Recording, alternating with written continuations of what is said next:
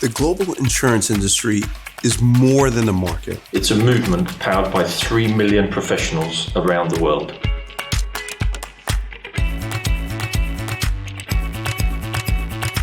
Together, we support communities as they rebuild after disaster. Help businesses through risk and uncertainty. Protect individuals as they plan for brighter futures. This impact isn't possible without people.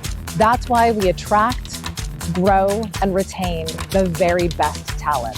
Because when every voice is heard, When every person feels they belong. We don't just build careers. We build a better tomorrow. Belonging builds tomorrow. Belonging builds tomorrow. Belonging builds tomorrow. Belonging builds tomorrow. Belonging builds belonging builds Belonging builds tomorrow.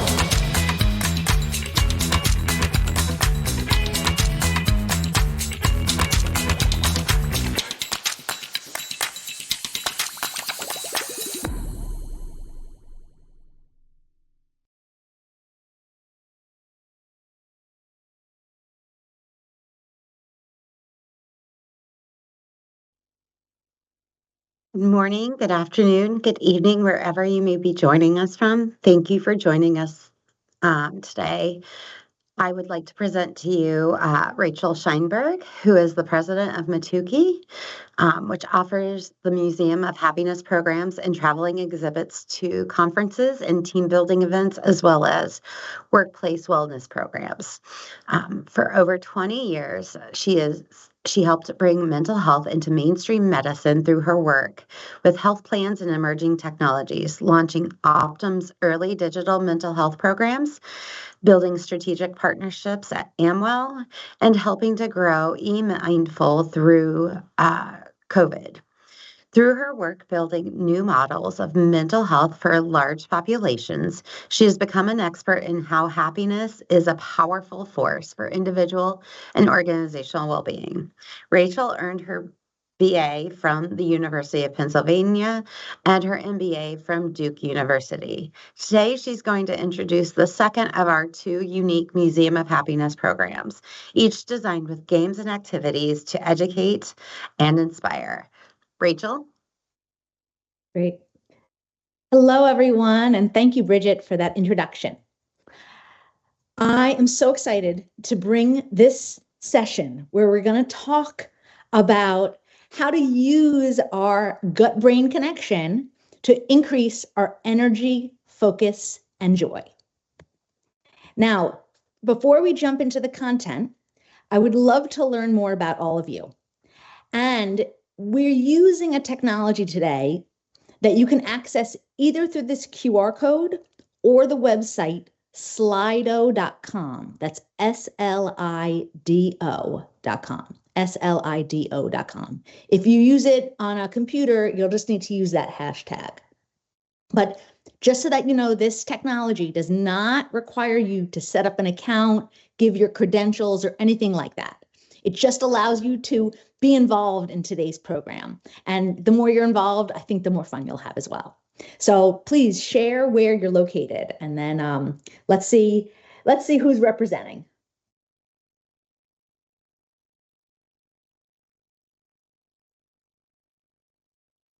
And you'll be able to see the responses on your device that you're using.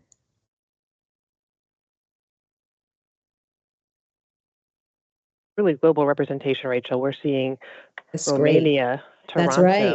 Nova That's Scotia, right. UK, Right. Canada, The Netherlands. Yes, fantastic. Bermuda, Fantastic. Germany. This is awesome. Yep. But it looks like the UK is representing the strongest right now, with Toronto and New York City close behind. So thank you, everyone who shared that. Now let's jump in to what we will be visiting on today's Museum of Happiness tour. So first, we're going to define, what do we mean by happiness, right? Because if we're going to be growing this, let's have a common definition. Then we'll go into a little bit of the science about the gut-brain connection and how we take advantage of it. Then we'll talk about eating for mental clarity. We'll talk about this magic element of caffeine and how does it do what it does to us? I'll share a little bit more about some experiments you can try for yourself to really see if what we're talking about today works for you. And then we'll ask at the end, what experiment will you try? So in talking about happiness and some new techniques that we can all use, I want to set some limits. You know, what we're talking about today are really techniques for the working well. You know, those of us who are in general good health, but of course have stresses and challenges through our daily lives. And I'm not talking about happiness in that you have to be an outgoing, cheerful person, right? That's not what we mean necessarily by happiness. We mean satisfaction with your life satisfaction. That's what we mean. Second is, sometimes people are going through really difficult challenges or grieving, and that's important for them to address and get through many different means, but not necessarily with the techniques we're talking about today. You know, a grieving process sometimes takes time, so I'm not necessarily suggesting techniques today that will help you jump through that. And then finally, severe mental illness. If someone has a very severe condition, again, I recommend that they seek professional help, because what we're talking about today isn't designed for helping someone, cure their mental illness. And that brings us to really defining the difference between mental illness and this y-axis of flourishing versus languishing. So if someone, again, is suffering from a mental illness, really recommend they seek professional help. And that's what you see on that x-axis, right? That spectrum of someone suffering more severely versus slightly with mental illness. What we are addressing is the y-axis, and all of us have, during our lives, gone through periods where we were flourishing, right? We felt so beautifully challenged. We were excited about what we were doing. We felt like we were growing. And then there have been times where maybe we felt stuck or, bored and unsure, or like life was so difficult and, we just didn't know what to do next, languishing, right? So the techniques that we talk about in these Museum of Happiness sessions are really to help us raise to flourishing again. The other thing important to recognize about happiness is sometimes we are oriented to thinking that when we accomplish this one certain goal in life, we're going to be happy, right? Like we get married and then we're going to be happy, or we find our life partner and then we're going to be married, we're happy. Or we make a certain amount of money and then we're going to be happy. And what researchers over the last few decades have repeatedly shown is that even for people who win the lottery or people who have something really tragic happen, like becoming paralyzed, it makes them happy at first or upset, but then they return to their baseline happiness level, right? They kind of return to the same thing. Like a lottery winner is elated, right? That he or she won the lottery, but then, a bunch of new problems emerge. So then they kind of return to their same happiness level. And, we all have different happiness levels. If you think about the people in your life, you know that there are some people who, no matter how good things are going for them, they find things to complain about, right? We probably all have a family member or two who are like that. And then on the other side, there are people who have a higher happiness baseline level. And even when things are tough or, they get an obstacle in life, they're somehow able to find, something good about it. And so again, what we're talking about today is how do we raise our baseline happiness levels? That's what we're really going for. And then next, what determines our happiness? And there should, And I'm going to just jump into this because we have a lot of content, but 50% of our happiness is determined by genetics. And researchers over, again, the last century have looked at studies of triplets and twins, both fraternal and identical. And they've done these studies around the world. They've done these studies with twins who live together, who were raised together, and twins raised separately. And what they found was identical twins who share the same genetic makeup, their happiness levels in life later on in life, when they're adults, are so closely aligned that they and that's not the case for fraternal twins, only identical twins, that they recognize genetics play a very, very important part in people's happiness. So then what do we think the next two sections are? Well, if the genetics worries you that you don't have control over it, the next section should make you feel better because you have control over your actions and thoughts, and that makes up about 40% of a person's happiness level.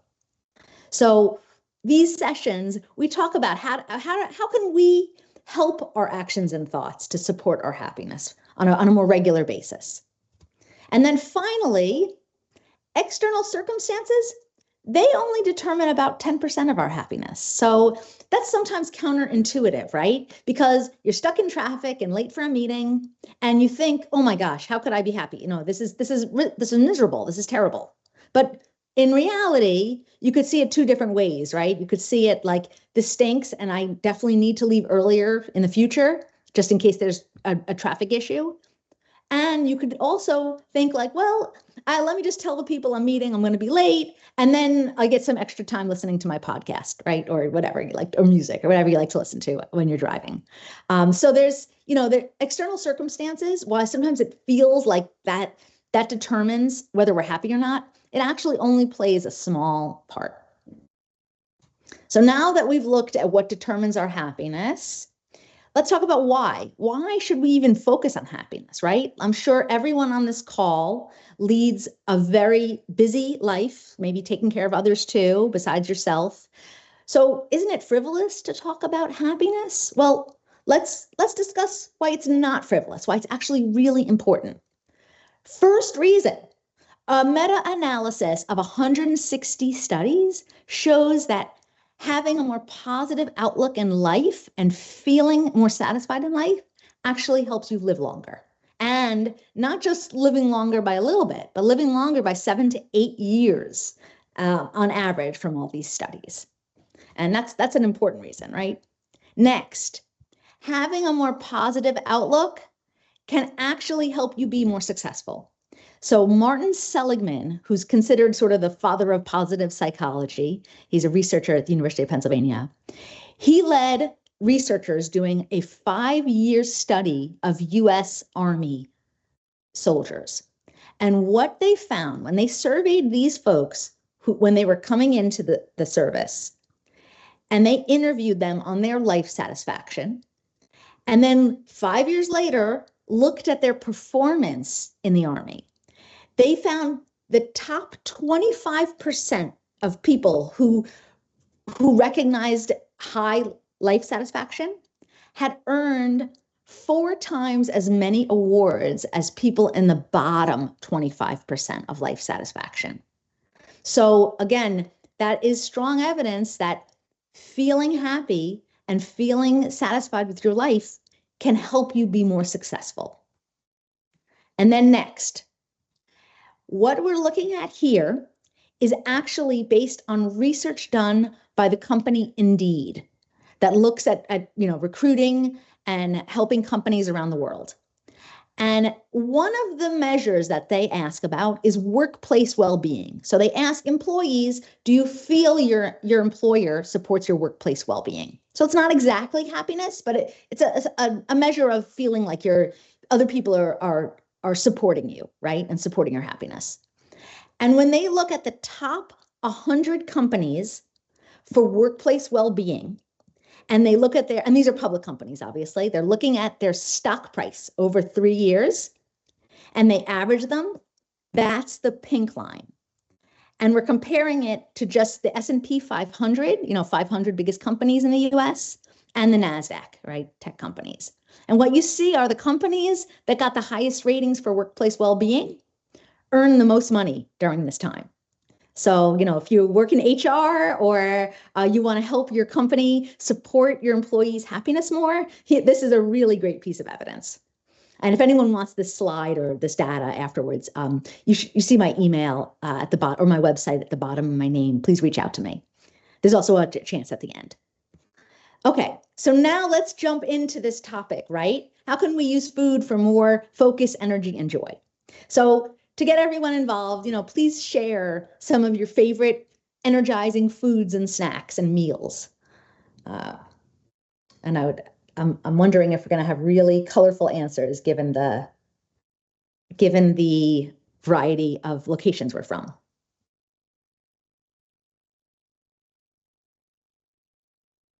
Okay, dark chocolate, of course, that's going to be there. Coffee, yes. Protein shakes, fruit. Oh, fruit's winning. Cheese, comfort food. Yep, that makes sense. Chocolate. Oh, chocolate's. I'm wondering if chocolate's going to overwhelm everything. Juicy fruit, fruits and veggies, Greek yogurt and fresh berries, popcorn. Yes, Greek yogurt, biscuits. These are great. Oranges. Yes, these are great. There's no alcohol here either. Pears, protein, chai, nice. These are great. All right, well, thank you, everyone. So we all recognize already food has a very powerful influence over us. And let's talk about how scientists have recognized that what we eat really is connected to how our brain is operating. So first, I'm sure everyone here is already well-versed and knowledgeable about the nervous system, but the gut, meaning our intestines and everything involved in digestion, actually has its own nervous system.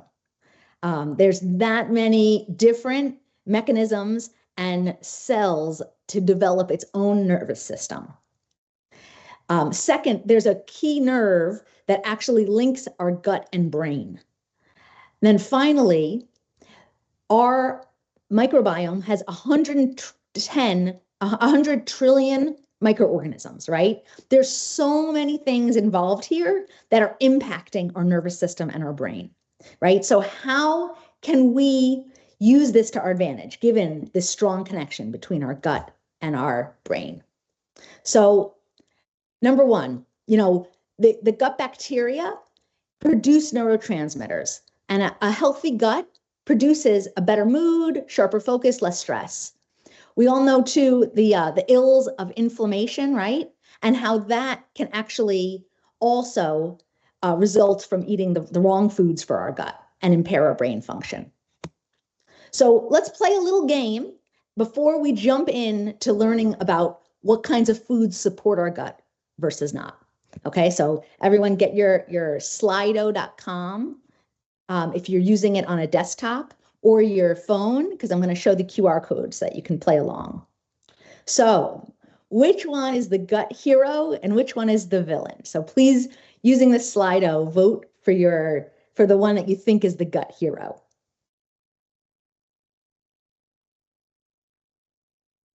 Okay, so yeah, there are some people who think ice cream, and I know it's very tempting because it definitely makes you feel happy, but Greek yogurt is actually the winner when it comes to gut health. And it's got probiotics, which we'll talk about in a second, what they do for us.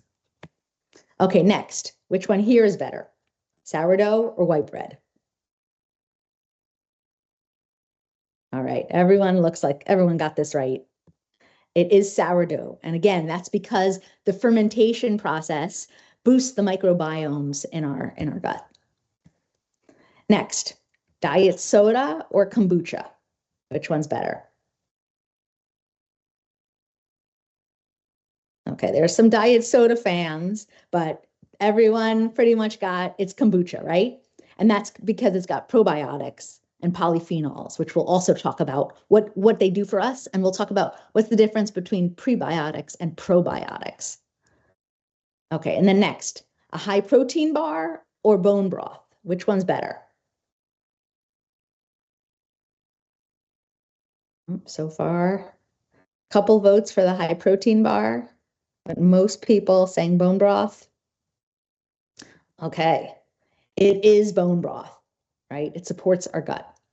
So let's talk about the difference between prebiotics and probiotics, right? Because we hear those terms all the time. So the prebiotics are actually food for the good gut bacteria, right? The bacteria we want to be in our guts. And it's sort of like fertilizer, right? Helping our gut operate its most efficiently.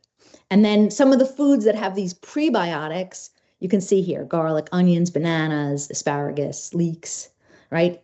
And then probiotics are actually live, and they are the bacteria that populate our gut, right? So you can find those in products that, you get in a supermarket that you tend to have to, if they're dairy, you have to keep them cold while you're transporting them, right? So that the bacteria don't die. But you see yogurt, kefir, sauerkraut, right? Miso, fermented foods.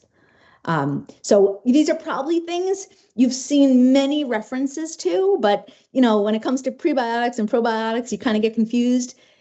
Even if you're still confused, they're both good for you. But if you're really trying to support your gut the best way, make sure you have both types in your diet.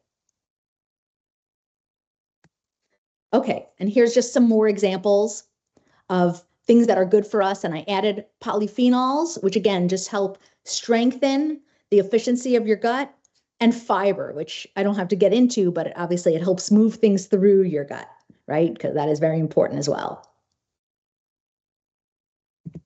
Okay, so let's jump into the next fun section, how caffeine affects the brain.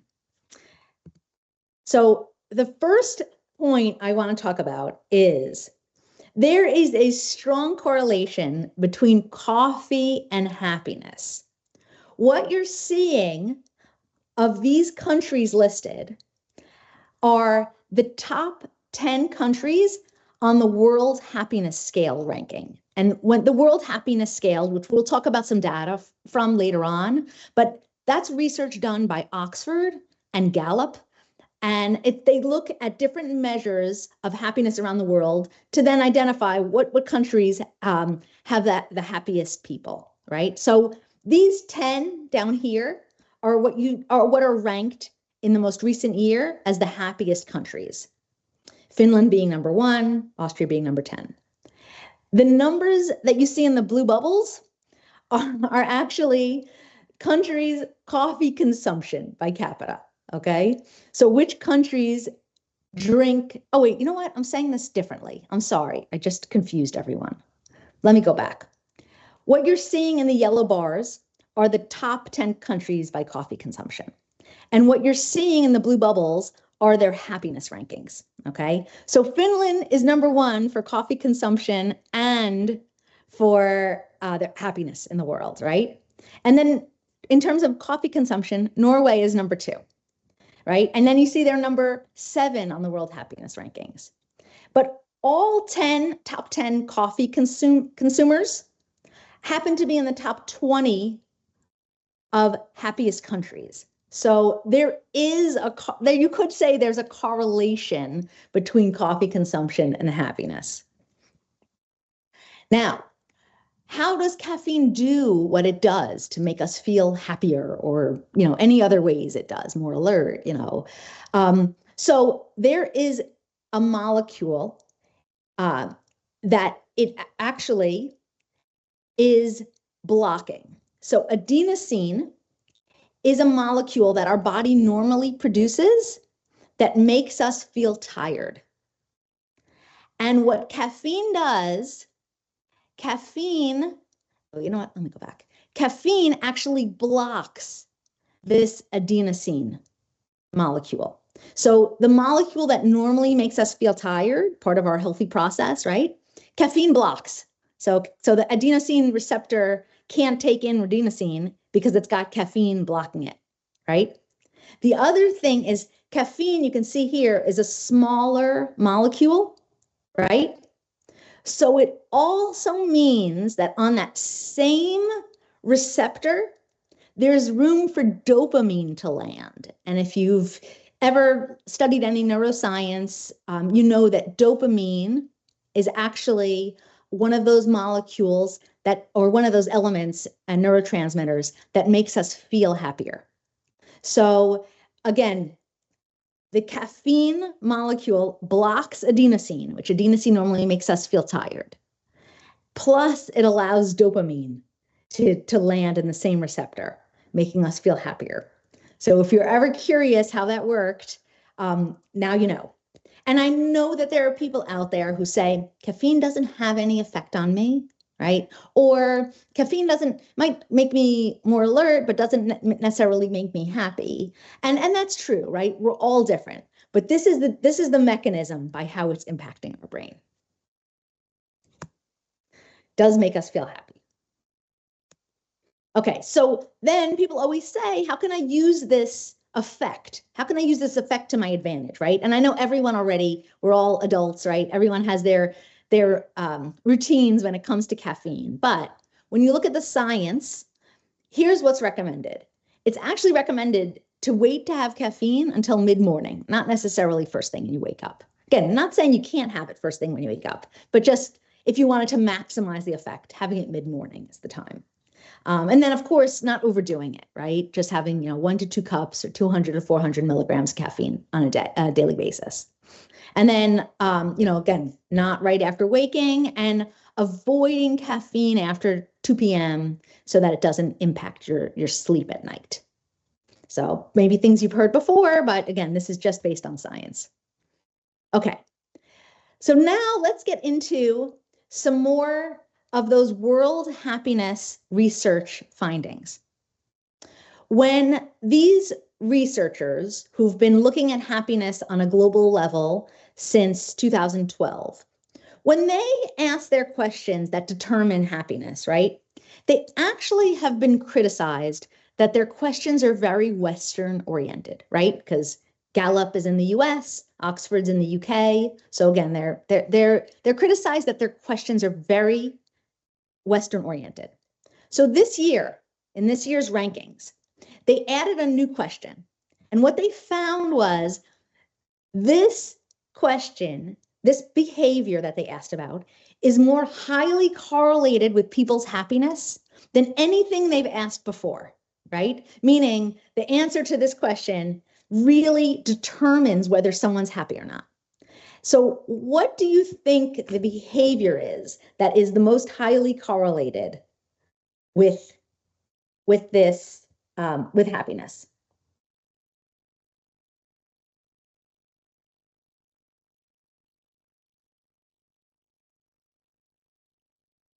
Okay, so looking at people's responses, exercise, great guess. Smiling, great guess. Meditation, wonderful guess, because we know that that's correlated, and we talked about that in yesterday's Museum of Happiness session.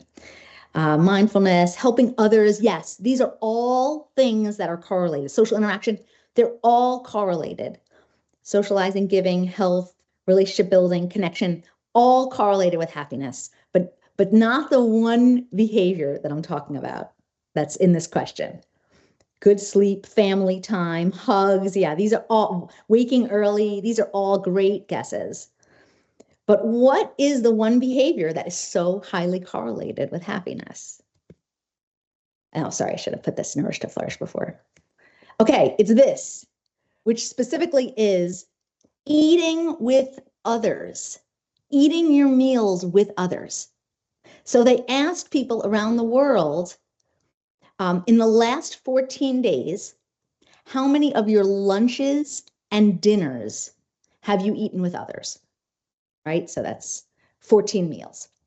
And what they found is the more meals you eat with others, the higher your life satisfaction score. And again, this is more tightly correlated than any one measure they ask about, any other measure. So eating your meals with others. And if you're curious, eating it with your children counts. Eating it with someone over a screen, like we're doing right now, or I'm presenting, but if you were talking to someone, but you're both enjoying your coffee or your lunch together, that counts, right? Really highly correlated. And I'm wondering if you had to guess, what is the number what is the optimal number of meals to share with others? It's not 14. It's actually 13. So just a little funny thing that they found in this data, that the optimal number of meals is, of lunches and dinners is 13 in a 2-week period. So the next question I have for all of you is, what region in the world do you think features the most shared meals? And I don't think I created a slide over this, but maybe just think to yourself, what region in the world do you think people share the most meals together? It's Latin America and the Caribbean. And then North America is second there. Western Europe's third, right? So just kind of interesting. And again, you can see also from this data that people 60 years old and above are in the green. And you can see that they eat all around the world, they eat the least number of meals with others. So when you think about, yourself as you age, or maybe, other loved ones who are older, how can you help them eat more of their meals with others? Because we know how highly correlated it is with people's happiness. Okay, and then the next challenge for us all is, how can we each schedule more meals with others? If you're someone who's now back at the office, are you making time to connect with people during lunch and eating lunch together? If you're someone who works from home still, are there ways that you can arrange with friends or other people who work from home who are near you to get together for lunch, or go over one another's houses with your packed lunches? Because we see how important having meals with others are. Okay, so next topic, protein and the mind-body connection. So how does protein support our energy, focus, and joy? So 5 ways that scientists recognize protein helps us. So number 1, all those neurotransmitters involved in our brain functioning, they are based on amino acids, which are found in protein, right? Second, protein helps stabilize our blood sugar levels. And I say that thinking about carbs, right? Carbohydrates. Carbohydrates can sometimes, spike our blood sugar, and then we have a low after that. And protein and foods with protein tend to help our blood sugar stay more stable, right? Finally, protein supports our brain structures, right? Tryptophan, which is normally associated, at least in the US, with being in turkey, the food turkey, and actually making us feel sleepy, also does help support our serotonin levels, which serotonin also is one of those feel-good chemicals like dopamine that we discussed earlier. And tryptophan, which is in protein, is really important for those neurotransmitters. And then finally, protein supports sleep quality, right? And we all know how important sleep is to our general health and our mental health. And then here, so this is all based on science. What I have on the left here is an experiment that we each can try. So many people around the world have, through the course of their lives, tried different diets. And dieting often is associated with limiting the food you take in, right? Or cutting things out, whatever it is. And this experiment is actually kind of the opposite. It's challenging you to try to eat more protein in the day, more protein than most of us eat. So in terms of grams of protein, can you eat your weight in grams of protein? And I apologize, many of you, this is actually designed from an experiment that was done using American pounds and not kilos. So I will send a follow-up about how to associate that with kilos. But the idea is it encourages us all to eat way more protein than we normally do. And what you find after trying this for a couple of days is, number 1, it's very hard. It's very hard to eat your weight in grams of protein.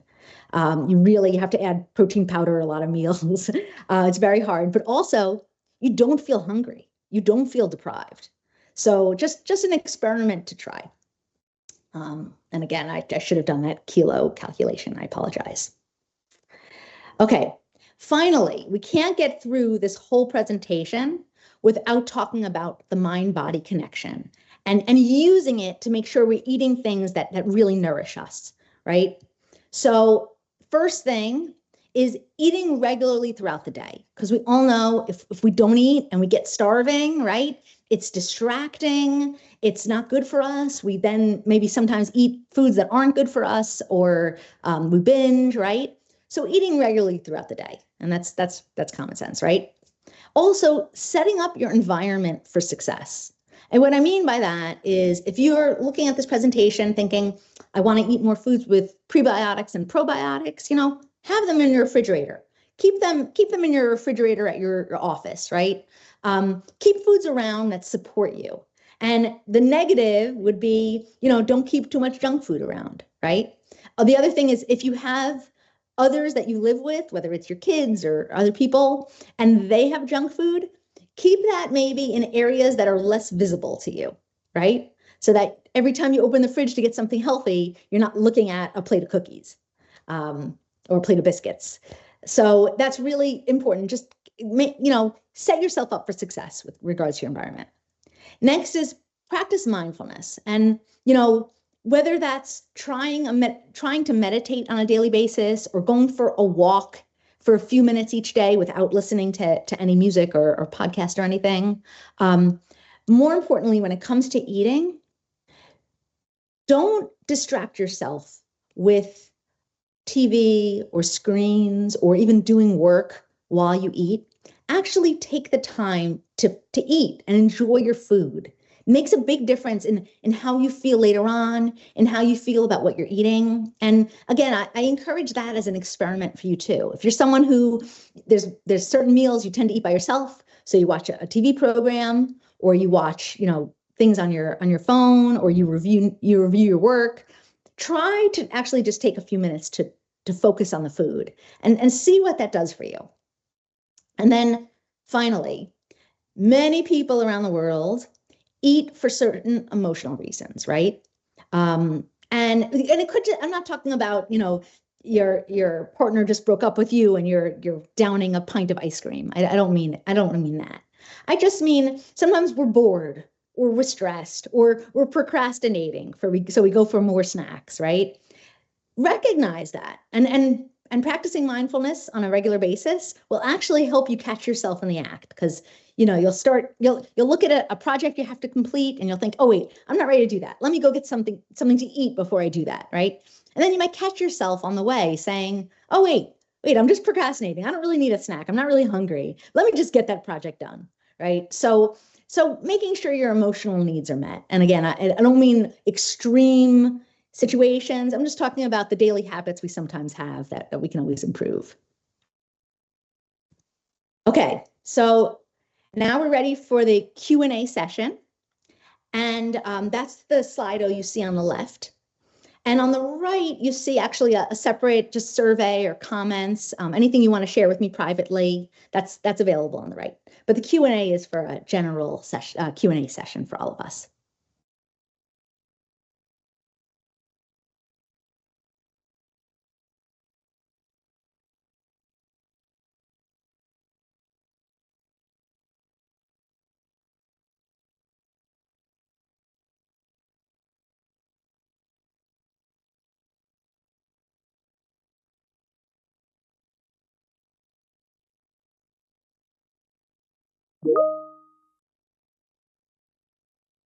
Amanda, do you want to start reading the? Yeah, I was going to give everyone just one more minute to add a few more questions. You can vote on other people's questions if you have similar ones.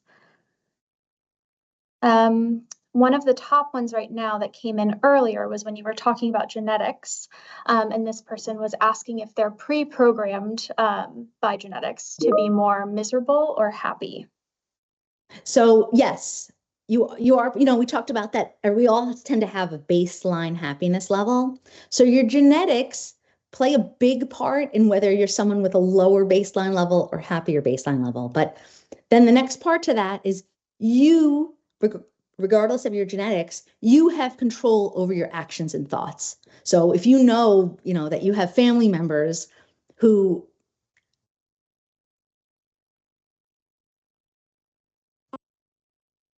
more in terms of your actions and thoughts to support your happiness. And certainly recognize, that sometimes you're in a situation like, why aren't I happier? Or like, how come I'm so upset by this? Or how come I can't get rid of this thought? Say, well, my genetics are working against me. So let me think about how I can approach this situation differently. Great. Another question is, can you talk about intermittent fasting? So 16/8 or 1 meal a day, along with keto or carnivore diets related to happiness. Okay. Oh, good question. So we all know people. So number one, what I'm sharing is not based on science. I'm not actually going back to any formal research that I've read about them, right? What I'm saying is what I generally know working with nutritionists. We're all different, right? And we all have different eating histories. So when we change what we eat and how we consume and, the cadence of what we consume, meaning the intermittent fasting, we're going to feel differently, right? That applies for everyone. We're going to feel differently. For some people, going keto, meaning eliminating all sugar, that actually can boost their energy and make them feel great and help them lose weight if that's their goal too, right? So for some people, they really experience that. Other people too, just going gluten-free does that for them, right? Whether they have celiacs or not, just making that shift away from wheat gives them that big boost in energy just on a daily basis, right? That doesn't mean that's the case for everyone, right? And for other people, they would say that the misery they have of not sharing food with people or going out like they used to, that's not worth it, right? So it's different for everyone. And again, I would say if you're interested in experimenting on your own, try and experiment for a week or two. Sometimes one day doesn't make the difference, right? You want to change your body chemistry. And then that takes a couple of days or a couple of weeks even, but try it and experiment for, again, 7 days or 21 days, and see how it makes you feel. Great. Another question for you. If fermented foods are so good for us, why do they often cause a lot of gas or other stomach reactions, which aren't always nice? Yeah, good question. And I'm sure every food that I've talked about in this session, right, has some kind of negative impact for people with some types of chemistry in their body, right? So these are general guidelines. And so part of the reason why cruciferous vegetables or fermented foods irritate, I'm going to use the word irritate people, right, is because they're having a strong impact on your gut. And for some people, it's just a process of getting your gut used to those foods. And for other people, they've tried it enough to know those foods are not their friends, right? So that's what I would say. Like, this is all based on science, right? But we're each unique, and we live in our own worlds, right? So I would say try these things, and if certain foods don't work for you that are good for your gut, try other foods that are good for your gut that do work for you. Great. This question came up when you were talking about coffee and caffeine. This person asked about mushroom coffee and if there are any other benefits there. Oh, yeah. So mushroom coffee, and I drink mushroom coffee too. So I know this, and I know that different brands of mushroom coffee are different, right? So mushroom coffee has a couple of advantages over other types of coffee, which is that many coffees actually have other vitamins and nutrients in them that also support your energy and support your gut, right? So mushroom coffees can be very beneficial. The other thing with the caffeine from mushroom coffee versus regular coffee is that regular coffee, it boosts your energy, right? Boosts your alertness. And then sometimes you have just like a sugar rush, you have a drag later on, right? Like a spike in your energy and then kind of a low. And the energy you get from mushroom coffee is different, right? The spike might not be as high, but it lasts longer and it doesn't have a dramatic drop, like other types of coffee. So mushroom coffee is very beneficial. I would also say some people really don't like it. They think it tastes like dirt. So again, everyone can experiment for themselves, but it does have its benefits. And if you're vegan or pescatarian, what can you replace bone broth with? Oh, that's a good question too. So if you're vegan and vegetarian, obviously there are things you need to be supplementing your diet with, right? And bone broth specifically, I don't know the answer to that. There might be teas that are available that have similar benefits, and certainly the feeling of drinking soup. You can have some of that nice feeling from tea. So that would be my first recommendation, would be looking into that. But I don't know a specific bone, besides I know they make vegan friendly broth, is it consomme, soup consomme, but I don't know if that has the same impact as bone broth. How about any tips or ideas for women over 50 to achieve happiness? Always feel fatigued and bloated. Okay, so the first recommendation I'd have for you is protein, and try that protein experiment of eating, again, 80 to 100% of your weight in grams of protein. And actually that is probably pretty simple to figure out in terms of kilos too. But for American pounds, it's actually, 80 to 100% of the pounds you weigh in grams of protein. And what you'll find is, because you're eating more protein, your body might have less cravings for carbs, and you might have more steady energy throughout the course of the day. And then I would make that same point about, I don't know what your caffeine tolerance is, but trying the mushroom coffee, it does give you, again, not a spike of energy like regular coffee, but just a higher level of energy for a longer time period. That's another tip for women over 50. And I would also say have your hormones checked, because sometimes it's a larger issue than just your diet. We had a couple questions about eating more protein, and a lot of people are wondering how to add more protein to your diet, healthy foods, other than just adding protein powder. Yes, very good question. Okay, so protein powder is the first way, because it's just putting something in. Next is finding things at your supermarket that have higher levels of protein and that you enjoy eating. So certain vegetables have more protein than others. So making sure that when you're eating vegetables at your meals, you're having more of those, right? I'll give you an example.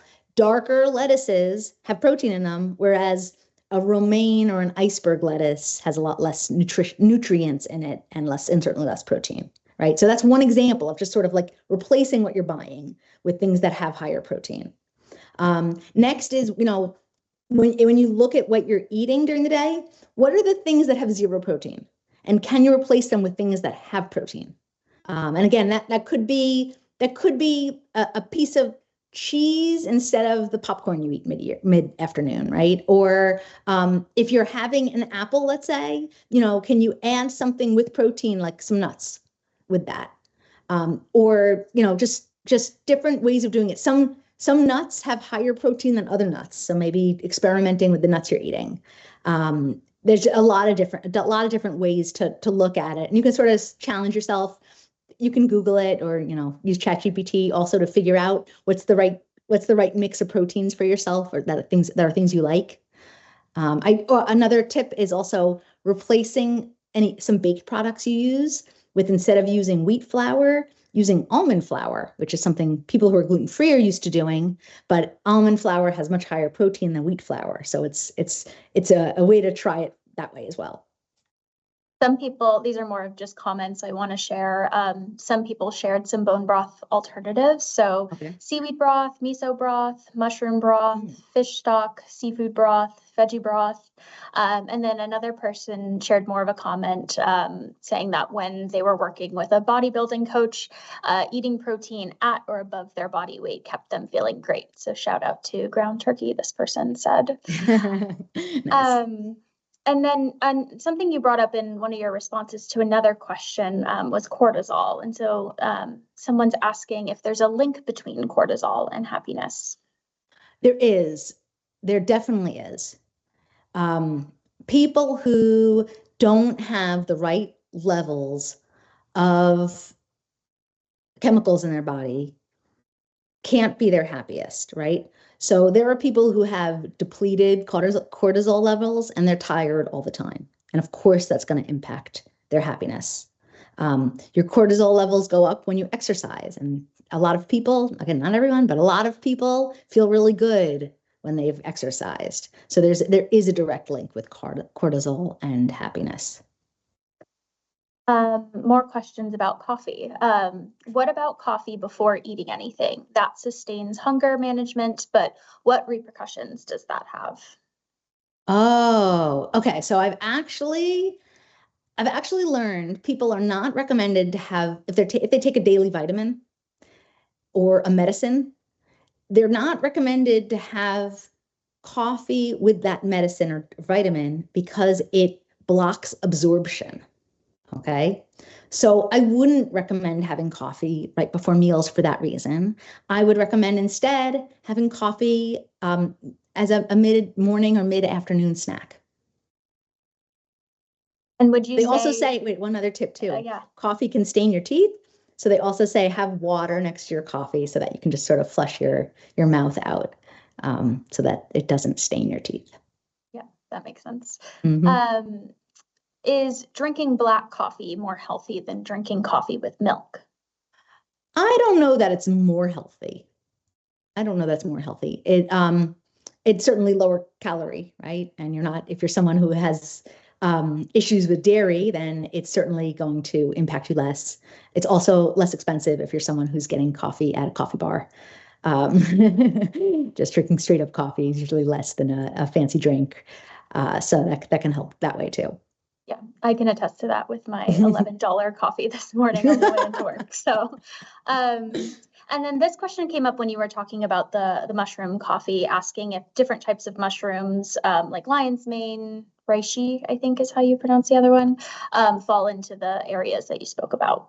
Yeah, I don't want to recommend one type of mushroom coffee over another. I know myself, I've tried 3 different types. And I definitely like the taste of some better than others. And I don't know that I felt a difference, though, between how the brands impacted me. It was more about taste. And then we have 2 questions about probiotics. So if they need to be refrigerated not to die, won't consuming probiotics kill the bacteria? No, they are healthy bacteria. They are healthy bacteria. Whereas the prebiotics is just sort of the fertilizer for the bacteria. Okay. For your gut. And then is it better to eat proteins, prebiotics, or probiotics naturally rather than taking a supplement? Or are there times when it may be a better option? Oh, so that's a good question. I don't know. I want to believe that naturally is good for us, right? But sometimes naturally is not possible. Like for people who travel for work, you don't control the food sources when you're traveling. So sometimes you need to take some packaged or processed foods with you. And again, that's a matter of experimenting. If you're home for a week and you're able to eat all natural, see how that makes you feel versus the week you're traveling and you don't get to eat that. I mean, the traveling itself will have its own effects on you, but you can just sort of experiment and do your best. And at the same time too, not all fresh things are the same, right? There's better quality produce and worse quality produce, or fresher something that you just bought versus something that's been in your refrigerator for 2 weeks, right? And just in terms of taste and nutrients. Yeah. Okay, we have 2 more questions. How is inflammation connected to the brain-gut connection? And if genetically you're predisposed to it, what steps can you take to reduce chronic inflammation? Okay. I'm not an expert in issues of inflammation, so I would say talk with a healthcare professional. And the last question is there a link between chronic illnesses and true happiness? Absolutely. Absolutely. The comorbidity of mental distress and chronic illness is extremely high. It's almost 100% in some studies, and it's over 50% in every single study I've ever seen on it. Meaning, if you're sick, your chances of having a comorbid mental health issue is extremely high. And, you know, you could argue that maybe the mental health thing then helped cultivate your chronic illness, but it doesn't matter. Even if you don't believe that, even if you think that it's your chronic illness that maybe cultivated your mental health issue, I mean, they're connected. They're connected, right? So it's very important to address both. It's meaning someone who has diabetes, if they have comorbid depression, they should be addressing the depression too. Very important. That was the last question. We have 2 more suggestions that people shared. So one person shared that they have their wife lock up the snack cabinet so their temptations don't get the best of them. And then someone shared that meditation has positively changed their outlook on life and they highly recommend it. Love that. Love that. Thank you so much for sharing those. Yeah. Okay. One more question came through. Does caffeine from black tea, such as Earl Grey, possibly link to happiness? So caffeine is caffeine. So absolutely, absolutely, it can have the same effect. It has the same impact with blocking the adenosine molecule, so that you can't feel as tired, and allowing some space for dopamine. So yes, absolutely. Great. Well, that's it. Thank you so much, Rachel. Okay, thank you. Thanks, everyone. Have a wonderful day and wonderful rest of your week.